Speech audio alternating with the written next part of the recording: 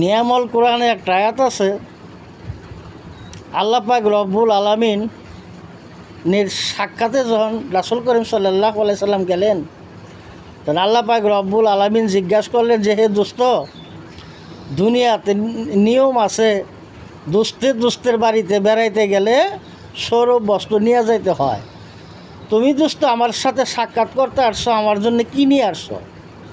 তো রাসূল করিম সাল্লাল্লাহু আলাইহি সাল্লাম বললেন যে, আমার মাবুদ, হে আমার সৃষ্টিকর্তা, হে আমার প্রতিপালক, আমার এমন কি আছে যে আপনার জন্য আমি আনতে পারি?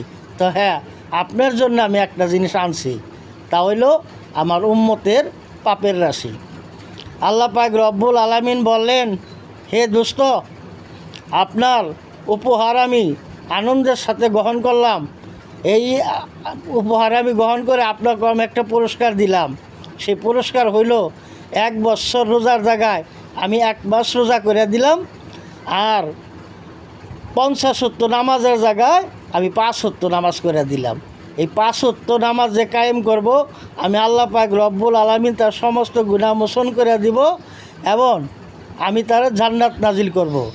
আর 1 বছর রোজা থেকে যে 1 মাসে রোজা করে দিলাম, এই রোজা যে করবে তাকে আমি জান্নাতবাসী করব।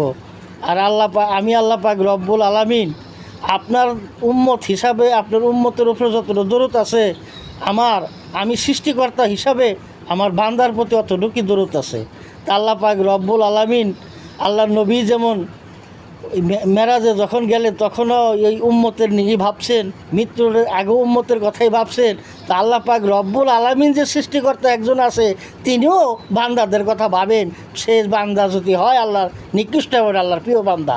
কথাটা বেশি বেশি শেয়ার করে দিবেন, লাইক, সাপোর্ট, কমেন্ট অবশ্যই করবেন। ধন্যবাদ সবাইকে।